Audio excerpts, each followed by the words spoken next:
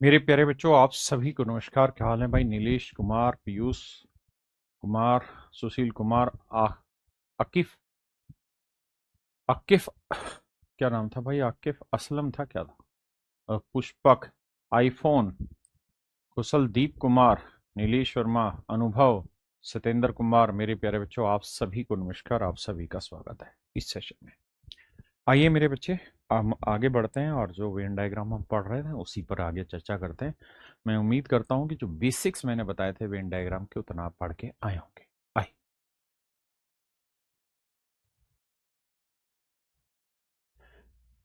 देखिए मेरे दोस्त, सवाल में कह रहा है एक परीक्षा में 67% छात्र गणित में पास हुए, 53% छात्र अंग्रेजी में पास हुए। कहता है जी 67% बच्चे ऐसे हैं जो गणित में पास हुए, बाकी कुछ इतने परसेंट दूसरी चीज में पास हुए, और 25% बच्चे ऐसे हैं जो दोनों में पास हुए। 25% बच्चा ऐसा है जो दोनों सब्जेक्टों में पास हुआ है जी। 67% मैथ में पास हुआ है।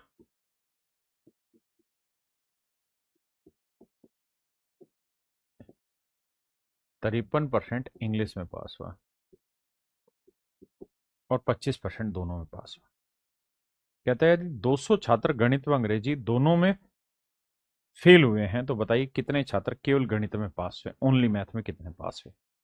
तो मेरे बच्चे ये बताओ कि टोटल बच्चे कितने हैं जो पास हुए हैं। तो आप कहेंगे देखिए सर, अभी आपने तरीका बताया कि इन दोनों को जोड़ लो, तो 67 जमा 53 जोड़ोगे तो इट विल कम 7 3 10 6 5 11 और 1 12 120, और इसमें से 25 हटा दो, तो 25 हटाओगे तो ये बचेगा 95।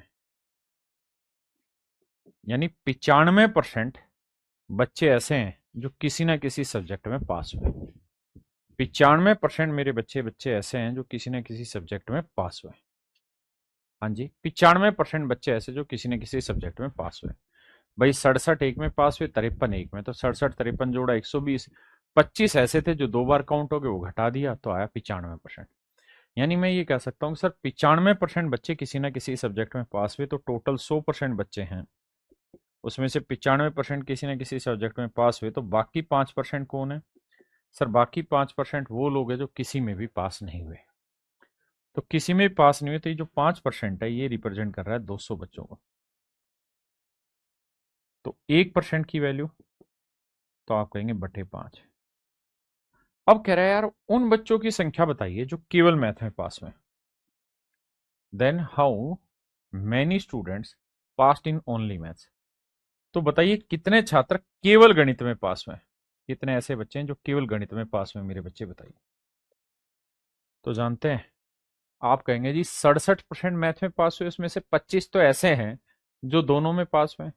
तो 67 में से 25 हटा देंगे तो 7 में 5 गया 2 और 6 में 2 गया 4, तो ये 42% लोग वो होंगे जो केवल गणित में पास हुए। हाँ जी, तो 42% वो लोग हैं जो गणित में पास हुए, तो 42% की वैल्यू क्या होगी? 5 से काटेंगे, 5 चौक 20, जीरो, और गुना करेंगे तो जीरो, 4 दूनी 8, 4 चौक 16, यानी 1680 लोग हैं मेरे बच्चे कुल मिला के जो गणित में पास हुए हैं, केवल गणित में पास हुए।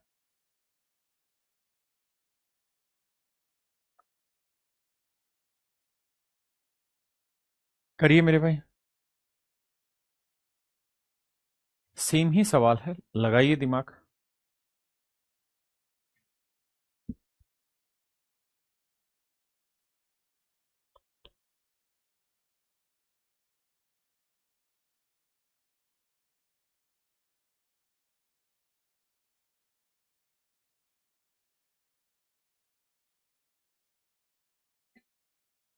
देखिए मेरे बच्चों, सवाल में कह रहे हैं एक परीक्षा में 48% छात्र हिंदी में फेल हुए हैं।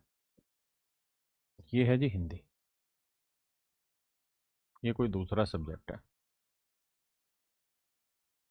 कहता है 48% बच्चे ऐसे हैं जो हिंदी में फेल हुए हैं, 32% छात्र हिस्ट्री में फेल हुए हैं, 32% बच्चे हिस्ट्री में फेल हुए हैं, और 20% बच्चे ऐसे हैं जो दोनों में फेल हुए हैं। 20% बच्चे ऐसे हैं जो दोनों में फेल हुए हैं। यदि वो छात्र जो दोनों विषयों में पास हुए हैं कि उनकी संख्या 880 है, तो कुल छात्रों की संख्या ज्ञात करो। देखिए मेरे बच्चे, मैं आपसे जानना चाहता हूं कि टोटल फेल कितने हुए हैं। तो 48 जमा 32 जोड़ोगे आएगा 80%।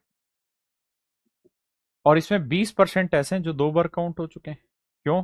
क्योंकि ये 20 इधर भी हो गए और इधर भी हो गए, तो 80 में से 20 गया 60%।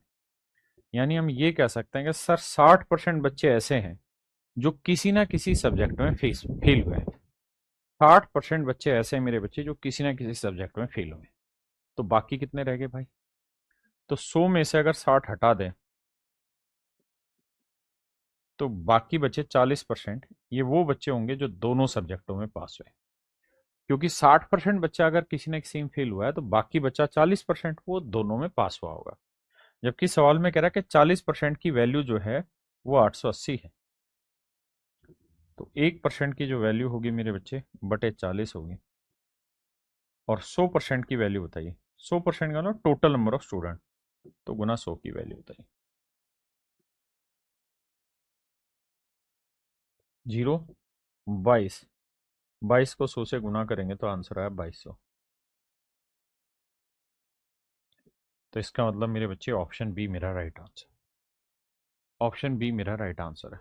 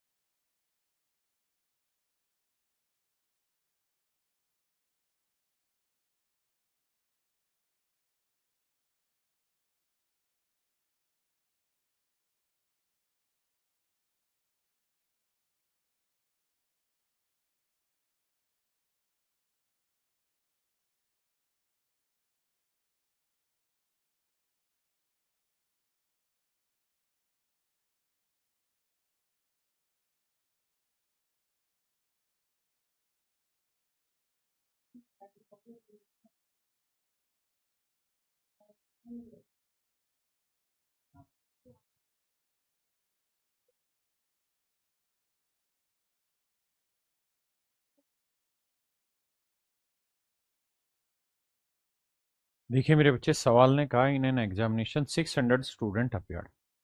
एक परीक्षा में 600 बच्चों ने भाग लिया। 35% छात्र फिजिक्स में फेल हुए, 45% छात्र विज्ञान में फेल हुए और 20% छात्र दोनों विषयों में फेल हुए।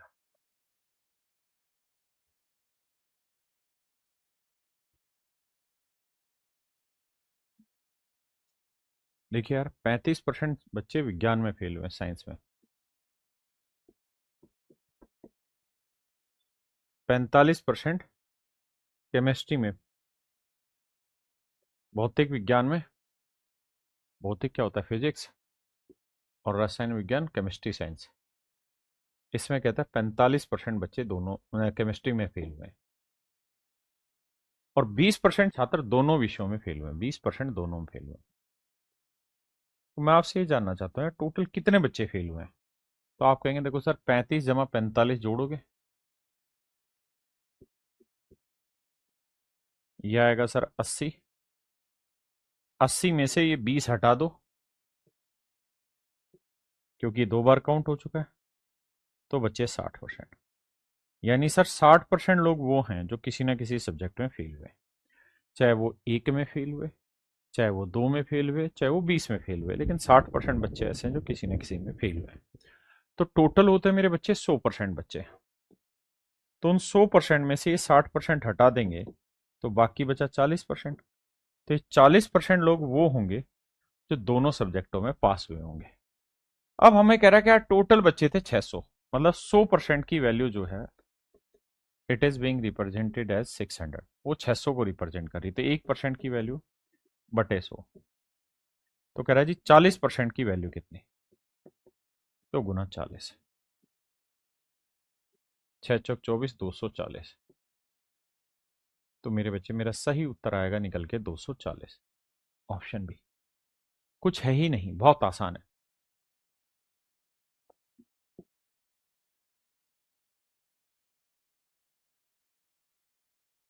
इस सवाल को करते वक्त दो चीजों पे विशेष ध्यान देना। यहां पास है, यहां पास है, लेकिन यहां फेल है। यहां पास है, यहां पे भी पास था, लेकिन यहां फेल है, अनुत्तीर्ण है। अब सवाल को ठीक नजर से पढ़ेंगे तो सवाल करने में मजा आएगा।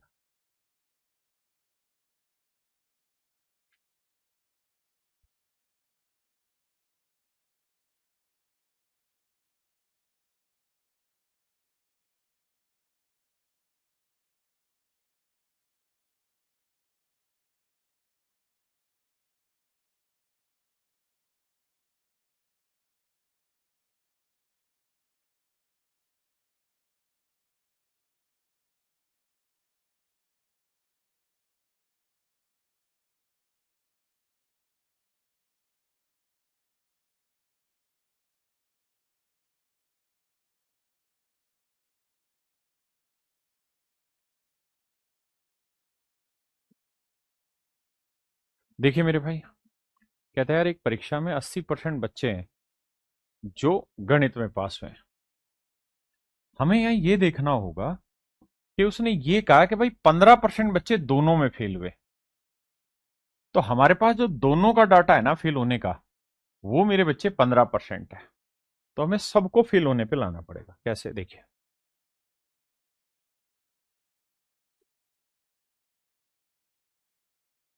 हमें ऐसे लाना पड़ेगा कि गणित में 80% पास हुए हैं तो 20% फेल हुए होंगे। रीजनिंग में 65% पास हुए हैं तो 35% फेल हुए होंगे। हमें दोनों में कह रहा है कि जो फेल हुए हैं 15% है। इस बात को ध्यान से समझना। इससे पहले के सवालों में अलग अलग में पास वाला रहता था और कॉमन वाले में भी पास वाला रहता था। इस बार क्या हुआ कि फिजिक्स ना, मैथ और रीजनिंग में तो पास वाले हैं, लेकिन यहां फेल वाले। तो सब में फेल वाले कर लो कि भाई मैथ में अगर 80% पास हुए तो 20% फेल हुए होंगे। रीजनिंग में अगर 65% बच्चे पास हो गए तो बाकी जो 35% है वो फेल हुए होंगे। तो टोटल बच्चे तो आप कहेंगे 20 और 35 55, माइनस कर दो 15 तो बचा 40%। यानी सर हम ये कह सकते हैं कि 40% बच्चे ऐसे हैं जो किसी ना किसी सब्जेक्ट में फेल हुए हैं, चाहे वो एक में हुए हो, दो में हुए हो, लेकिन 40% बच्चे किसी ना किसी में फेल हैं। तो टोटल 100% बच्चा होता है, उसमें से 40% हटा देंगे तो बचा कितना जी, 60%। यानी मेरे दोस्तों 60% बच्चा ऐसा है, 60% बच्चा मेरे भाइयों ऐसा है जो दोनों सब्जेक्टों में पास हुआ होगा, जो दोनों सब्जेक्टों में पास हुआ। तो हमसे सवाल में ये पूछ रहा है, पूछ क्या रहा है उस पर चर्चा कर लेते हैं।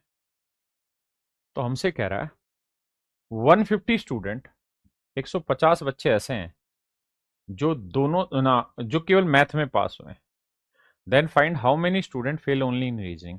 तो भाई उन बच्चों की संख्या बताओ जो केवल रीजनिंग में फेल हुए हैं। उन बच्चों की संख्या बताइए जो रीजनिंग में फेल हुए हैं। देखो जी बताते हैं। आप मुझे ये बताना, रीजनिंग में फेल कितने में जी, 35%। उसमें से 15 तो ऐसे हैं जो दोनों में, तो केवल रीजनिंग में फेल होने वाले कितने बचे, 20।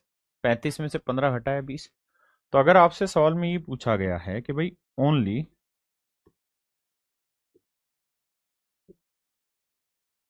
रीजनिंग में फेल,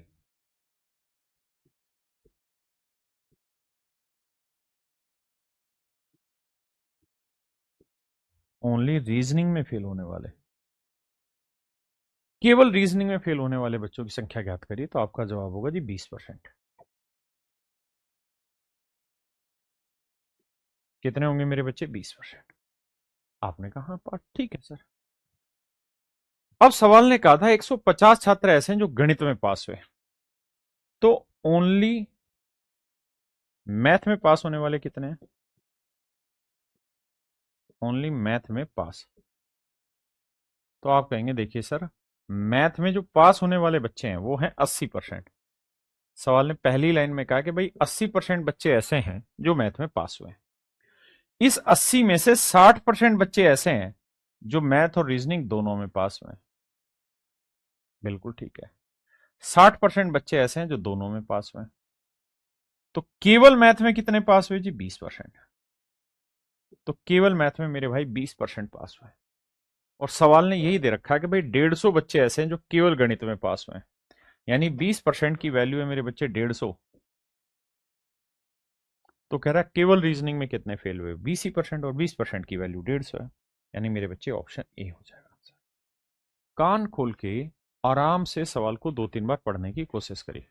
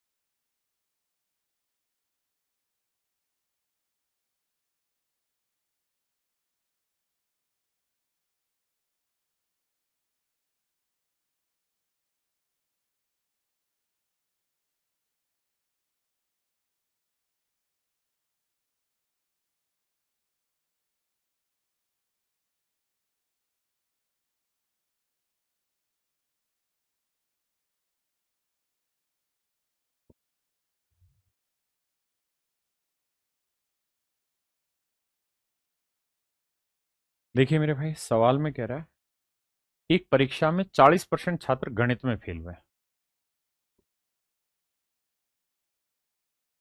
तीन चीजें होंगी ना? ठीक है जी।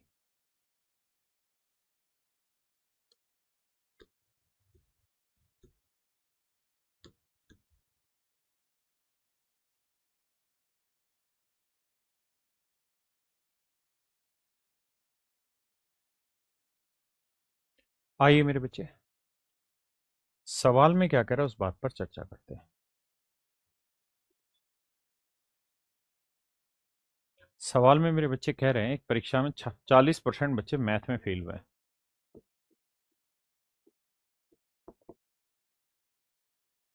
30% छात्र हिंदी में फेल हुए हैं।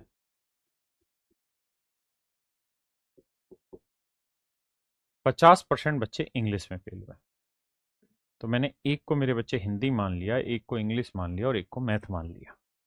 ठीक है जी, क्लियर है? अब आइए आगे।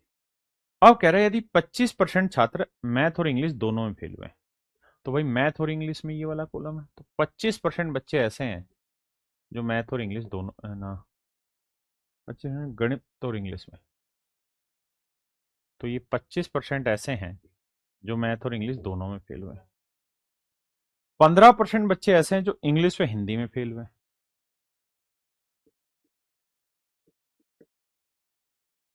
और 22% बच्चे ऐसे हैं जो हिंदी और मैथ में फेल हुए हैं।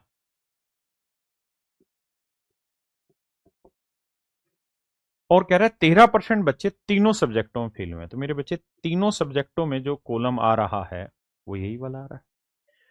तीनों सब्जेक्टों में कोई जो ऐसा एरिया जो तीनों सब्जेक्टों को कवर करता हो, तो मेरे बच्चे ये बीच वाला ही पोर्शन है। बिल्कुल ठीक है। अब कहानी को आगे समझने की कोशिश करते हैं। कैसे? देखिए ध्यान से। सवाल में हमसे ये कह रहा है यार ये बताओ तीनों विषयों में पास हुए छात्रों का प्रतिशत ज्ञात करिए, कि भाई तीनों सब्जेक्टों में कितने बच्चे पास हुए इस बात की जानकारी दीजिए। देखो मेरे बच्चे, थोड़ा सा दिमाग दौड़ा सकते हो ऐसे कि भाई 40% बच्चे केवल गणित में पास हुए ना, गणित में पास हुए। बिल्कुल ठीक है। 22% बच्चे ऐसे हैं जो गणित और हिंदी में पास हुए, यानी ये वाला डाटा है 22। लेकिन अगर इस 22 में से अगर ये 13 हटा दूं, तो ये वाला डाटा जानते हो कौन सा आ जाएगा?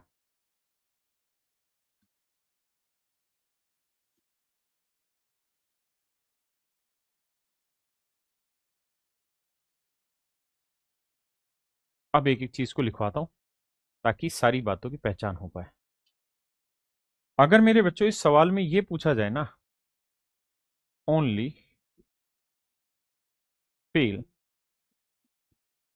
इन हिंदी एंड इंटरसेक्शन इंग्लिश, कि भाई या हिंदी और मैथ में, कि हिंदी और मैथ में कुल मिला के कितने फेल हुए हैं, केवल हिंदी और मैथ में। तो आपका जवाब ये होना चाहिए कि देखिए सर, ये वाला जो आंकड़ा है, ये हिंदी और मैथ दोनों का है। इसमें से 13 ऐसे हैं जो इंग्लिश में भी फेल हो रखे हैं, तो ये 13 हटा देंगे तो ये वाला जो डाटा आएगा ना, ये वो आंकड़ा बचेगा जो केवल हिंदी, मैथ और हिंदी में फेल है। तो अगर मैथ और हिंदी में पूछा जाएगा तो आपका जवाब होगा 22 माइनस 13, यानी 9% बच्चे ऐसे हैं जो केवल मैथ और हिंदी में फेल हुए। अगर मैं यही सेम सवाल आपसे पूछूं मैथ और इंग्लिश में, कि केवल मैथ और इंग्लिश में कितने फेल हुए, तो आप वही ज्ञान मुझे देंगे कि देखिए सर, मैथ और इंग्लिश में कुल मिला के 25% बच्चे फेल हुए हैं, लेकिन इसमें से 13% तो वो हैं जो तीनों में फेल हुए हैं। तो अगर मैं ये निकालना चाहता हूं कि केवल मैथ और इंग्लिश में, तो यही वाला आंकड़ा बचा। तो 25 में से 13 गया मेरे बच्चे 12%। तो केवल मैथ और इंग्लिश में फेल होने वाले हैं 12%, इसमें है 9%। ऐसे अगर मैं पूछूं कि हिंदी और इंग्लिश में कितने, तो 15 में 13 गया मेरे बच्चे 2%। क्या मेरे बच्चे आप मेरी बात समझ पाए? तो आपका जवाब है हाँ सर, बात समझ गए। अब आगे आते हैं। अब मेरे बच्चों मेरी कहानी को आगे समझ, ये पूरा जो कॉलम है ये है 50%, ये पूरा जो कॉलम है मेरे बच्चे कितना है 50%। तो 12 और 13 25, 25 और 2 27, तो 50 में से 27 घटाएंगे तो ये वाली वैल्यू क्या आई 23%। बिल्कुल ठीक है। ये पूरा कॉलम है मेरे बच्चे 40, तो 12 और 13 25, 25 और 9 34, तो ये पूरा 40 है और ये हो गया 34, तो ये कितना है 6%। ये पूरा है 30, ये है 9 और 13 22, 22 और 2 24, तो 30 में से 24 घटाएंगे तो ये आया 6%।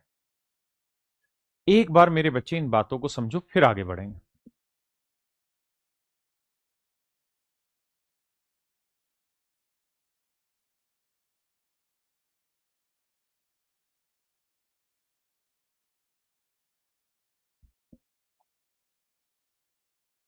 क्लियर है भाई यहां तक की? जी बिल्कुल दिनेश मित्रवाल जी, हो जाएगी। अब आते हैं आगे, अगर आप इतनी बात समझ गए तो अगर इस सवाल में मैं आपसे केवल ये पूछूं कि भाई उन बच्चों की संख्या बताओ जो केवल एक सब्जेक्ट में फेल हुए, तो आप कहेंगे ओनली मैथ में 6%, ओनली हिंदी में भी 6%, और केवल इंग्लिश में 23%। भाई 6, 6 और 23, ये वो लोग हैं जो केवल एक सब्जेक्ट में पास हुए, मतलब एक सब्जेक्ट में फेल हुए। अब मैं आपसे जानना चाहता हूं उन बच्चों की संख्या ज्ञात करिए जो केवल 2 सब्जेक्ट में फेल हुए हैं, तो आप कहेंगे 9, 2 और 12, 9, 2 और 12। अब मेरे बच्चे, मैं उन बच्चों की संख्या जानना चाहता हूं जो तीनों में फेल हुए, तो आप कहेंगे तीनों में फेल होने वाले हैं 13। ठीक है जी, सोल्व करेंगे। भाई 3 सब्जेक्ट है तो कोई बच्चा अधिकतम कितने तरीके से फेल हो सकता है, या तो एक में फेल होगा, या 2 में फेल होगा, या 3 में। हमने तीनों तरीके ले लिए, सोल्व करते हैं। 6, 6 12 और 3 15, 15 और 9 24, 24 2 26, 2 28, 2 3 31 का एक हासिल 3, 3 2 5 और एक 6 और एक 7, यानी हम ये कह सकते हैं कि सर 71% बच्चा ऐसा है, 71% बच्चा मेरे बाबू ऐसा है, 71% बच्चा मेरे भाई ऐसा है जो किसी ना किसी में फेल हुआ है। तो टोटल 100% बच्चा होता है, हाँ जी, उसमें से 71% छात्र ऐसे हैं जो किसी ना किसी में फेल हुए हैं। तो बाकी कितने बच गए जी 29%। तो मतलब ये 29% बच्चे मेरे भाई वो बच गए, 29% मेरे भाई ये वो बच्चे बच गए जो तीनों सब्जेक्टों में पास हुए होंगे, क्योंकि फेल वाले 71 हैं तो बाकी 29 वाले क्या रहे होंगे, पास। दिव्या बेटा फाउंडेशन बैच से, जो आपको एक बैच मिला हुआ है, इसी बैच में फाउंडेशन, उससे देखना शुरू करिए अगर आपने अभी पढ़ना शुरू किया है। शकील भाई अभी जो है वो बिल्कुल नया लेटेस्ट एडिशन है, तो मेरे बच्चे 29 मेरा आंसर आएगा। बहुत सारे बच्चे ये सोच रहे होंगे कि सर इसमें बहुत समय लगेगा, बिल्कुल भी समय नहीं लगेगा, मुझे समझाना था इसलिए टाइम लग रहा है। लेकिन अगर आप इसे फार्मूले से करना चाहते हैं, कि मान लीजिए 3 चीजें और आप तीनों का यूनियन निकालना चाहते हैं, A union B union C, तो उसका तरीका है A plus B plus C minus N A intersection B minus N B intersection C minus N C intersection A और प्लस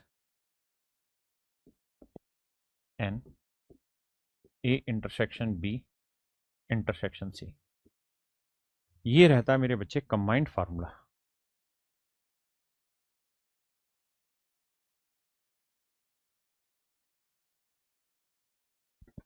समझ गए राजा? तो इस वाली चीज को फार्मूले में लगा देंगे। जैसे अपने इस वाले सवाल में दे रखा था मैथ में 40, इसमें 30, इसमें 50, तो यहां लिख देंगे। तो ये था 30, भाई केवल मैथ में पास होने वाले ना फेल होने वाले 30 थे, एक में 40 थे, एक में 50 थे। बिल्कुल। फिर फार्मूले में हम ये देखेंगे कि दो दो सब्जेक्ट में क्या थे, 22, 15 और 25। तो 22, 15 और 25, और फिर हमें जोड़ना है क्या, जो तीनों सब्जेक्टों में पास था वो था 13। तो हम फार्मूले से करेंगे तो भी जल्दी से हो जाएगा। कैसे, देखिए भाई, ऐसे समझो कि 25 और 15 कितना हो गया, 40, तो -40 से +40 गया। ठीक है जी, बिल्कुल ठीक है।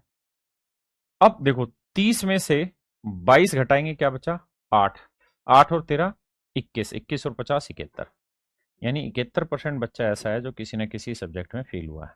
तो बाकी जो 100 में से 71 घटाएंगे तो 19 वो बचेगा जो बाकियों में पास हुआ, दोनों तीनों में।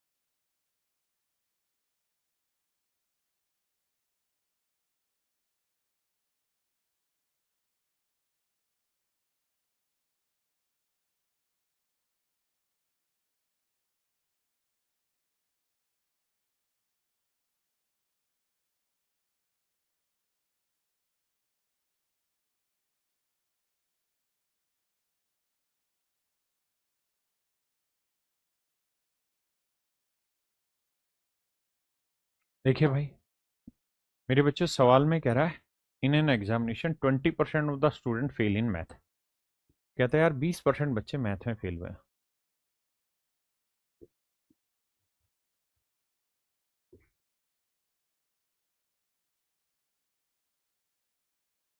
20% बच्चे मेरे भाई मैथ में फेल हुए,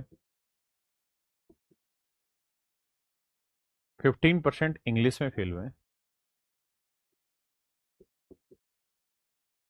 और 25% हिंदी में फेल हुए।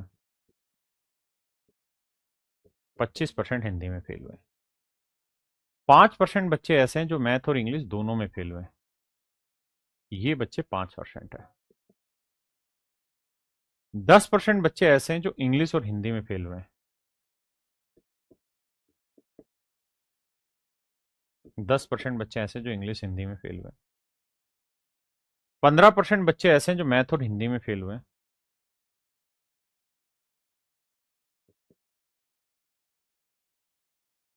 और 2% बच्चे ऐसे हैं जो तीनों सब्जेक्टों में फेल हुए। 2% बच्चे मेरे भाई ऐसे हैं जो तीनों सब्जेक्टों में फेल हुए। Failed in all the three subject, math, English and Hindi. Then find the percentage of student who passed in all three subject, जो तीनों सब्जेक्टों में पास हुआ। देखिए आप सबको ये समझना होगा कि हमारे पेपर में दो ही मतलब उसके चीजों के वेन डायग्राम रहता है, तीन का नहीं रहता। अगर तीन का कभी आता है तो वो क्या करता है, इसको डीआई में देता है, और इसी में फिर 2-3 सवाल आपसे पूछ लेगा, ताकि आपका जो टाइम एक्स्ट्रा लग रहा है वो वहां पे यूटिलाइज हो जाए। आइए लगाते हैं सवाल को।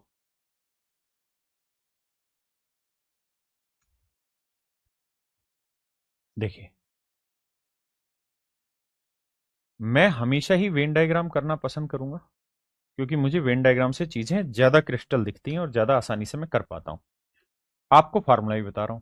ये 5 है, ये 2 है, तो ये 3 आया। ये 15 है, ये 2 है, तो ये 13 आया। ये 10 है, ये 2 है, तो ये 8 आया। 8 2 10 और 13 23, 25 में 23 गया 2 आया। 8 2 10 और 3 13, 15 में 13 गया 2 आया। 13 2 15 और 3 18, 20 में से 18 गया, ये 2 आया। जोड़ेंगे तो देखो 2 2 4 2 6, यानी ऐसे लोग जो केवल एक सब्जेक्ट में फेल हुए हैं, तो 2 2 2। अब वो लोगों की संख्या निकालो जो 2 में फेल हुए, केवल 2 में। 13 8 3, 13 8 3। अब उन लोगों की संख्या निकालो जो तीनों में फेल हुए हैं, दैट इज 2।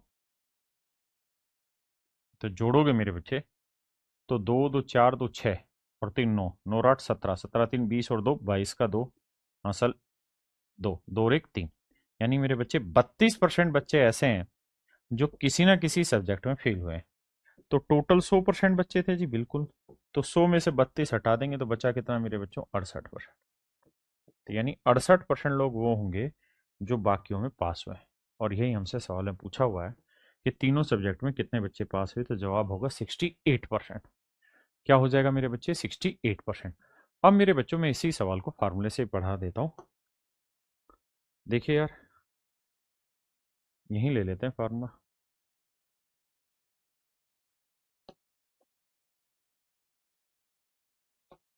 देखिए, मेरा तो क्या ही बिगड़ेगा फार्मूले से कराने में, लेकिन मुझे लगता है कि अगर आप धीरे धीरे इन सवालों की प्रैक्टिस करके ना, 2-3 सवालों की, तो उसके बाद आपको इतना समय नहीं लगेगा जितना मैं कराने में लगा रहा हूं अभी। मुझे समझाना। अरे, काहे नाराज हो गया था?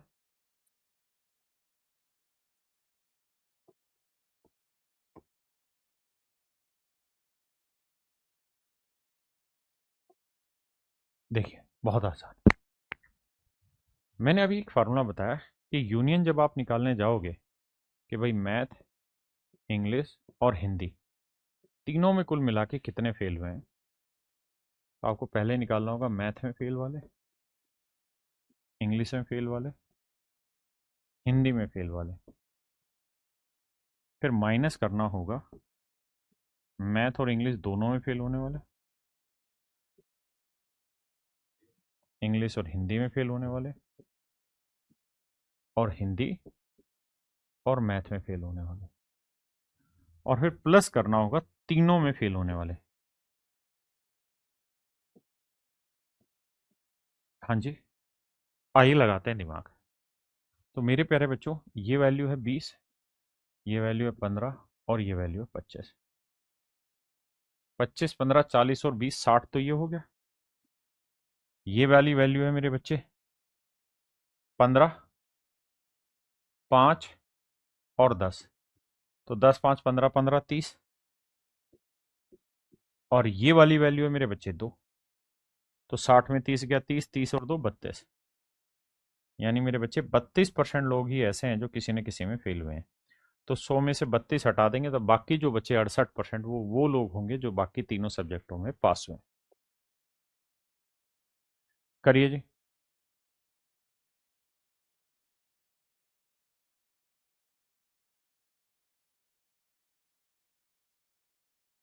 करिए जी।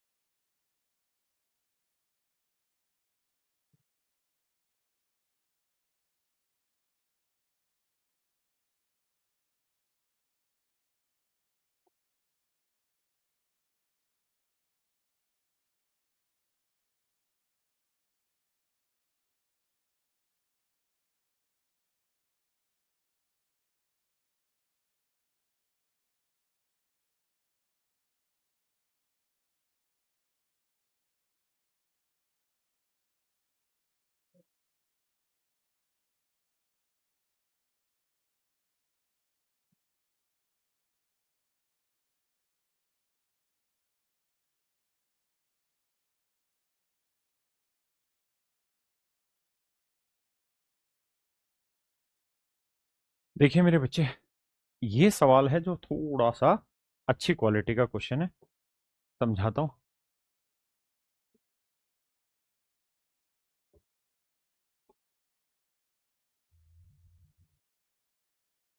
देखिए यार, पहले वेन डायग्राम से रिप्रेजेंट कर देता हूं, फिर फार्मूले से, क्योंकि ये फार्मूले से ज्यादा आसानी से होगा।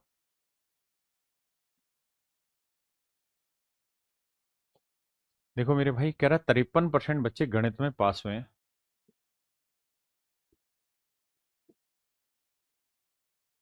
61 फिजिक्स में, 61% फिजिक्स में पास हुए हैं, 60% केमिस्ट्री में पास हुए हैं, 24 मैथ और फिजिक्स में, 24% मैथ और फिजिक्स में,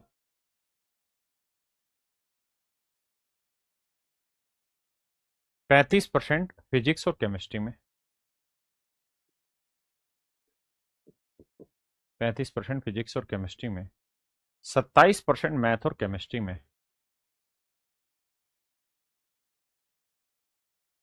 27% मैथ और केमिस्ट्री में, 5% किसी में भी पास नहीं हुए। देखिए यार, इस शब्द को बहुत गहराई से समझना। एंड 5% इन नन, कि भाई 5% पास ही नहीं हुए, 5% किसी भी विषय में पास नहीं हुए, 5% किसी भी विषय में पास नहीं हुए।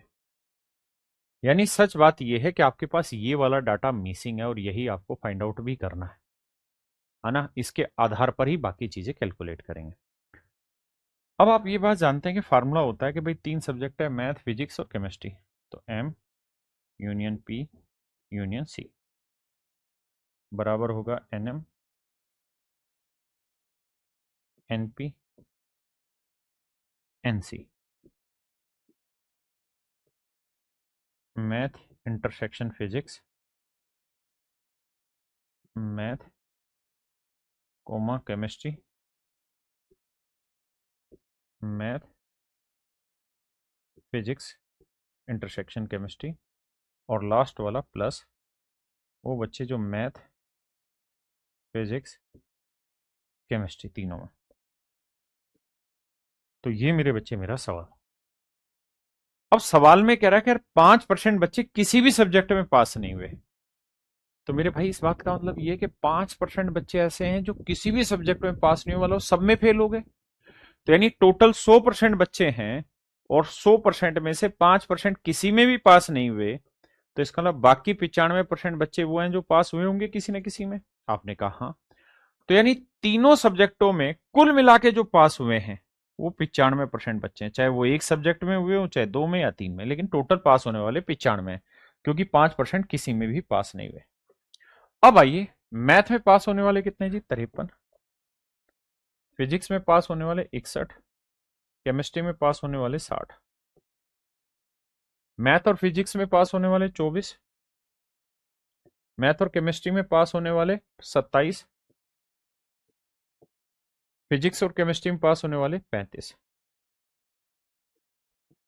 और तीनों में पास होने वाले हमें पता नहीं है, तो थोड़ी देर के लिए इसे समझाने के लिए मैं एक्स बोल देता हूं। तो ये डाटा है मेरे बच्चे एक्स। हाँ जी। अब सोल्व करते हैं यार, निपटाते हैं कहानी को। कैसे निपटेगा देखिए ध्यान से। प्लस प्लस वाले जोड़ लो, माइनस माइनस वाले जोड़ लो, कैसे भी कर लो सेटिंग। देखो, 35 और 27 को जोड़ेंगे कितना आएगा जी? 62। और ये है 60, यानी -2 बचा। तो -2 और 24 -26।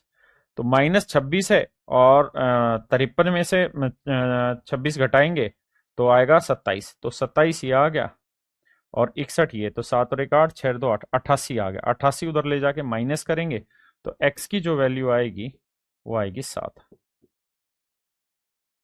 x की जो वैल्यू आएगी वो कैलकुलेट करने के बाद आएगी मेरे बच्चे 7।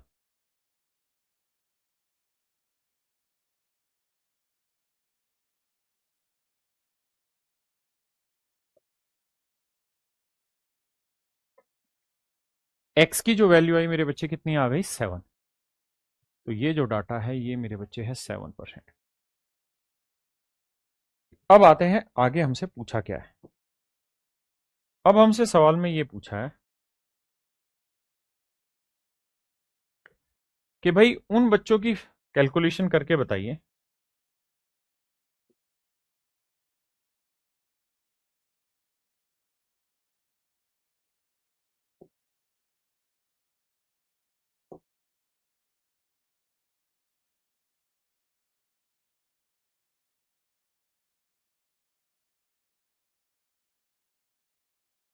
अब हमसे जो चीज पूछी हुई है वो ये, find the ratio of percentage of past in mathematics and chemistry.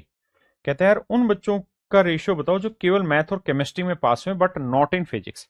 यानी वो बच्चे जो मैथ और केमिस्ट्री में पास हुए हैं लेकिन फिजिक्स में नहीं। तो यही वाला तो डाटा होगा मेरे भाई, जो मैथ और केमिस्ट्री में तो पास हुए लेकिन फिजिक्स में नहीं। तो 27 में से 7 घटाएंगे 20%, यानी 20% बच्चे ऐसे हैं जो केवल मैथ और केमिस्ट्री में पास हुए हैं। अगली लाइन में कह रहा है in relation to the percentage of pass in physics and chemistry but not in math. वो बच्चे जो फिजिक्स और केमिस्ट्री में पास हुए हैं लेकिन मैथ में नहीं, तो वो ये वाले हैं। तो भैया 35 में 7 गया 28। तो आंसर बताना 20% से 28% का अनुपात। 4 5 20, 4 7 28। तो मेरे बच्चे मेरा राइट आंसर आया 5:7। यानी मेरे बच्चे ऑप्शन बी मेरा यहाँ पे राइट आंसर है। ऑप्शन बी मेरा बिल्कुल करेक्ट आंसर। तो चलिए मेरे प्यारे बच्चों, यहाँ आपका वेन डायग्राम पूरी तरह खत्म हुआ। उम्मीद करता हूँ आपको पढ़ने में मजा आया होगा, बढ़िया लगा होगा। नमस्कार, धन्यवाद, थैंक यू, थैंक यू।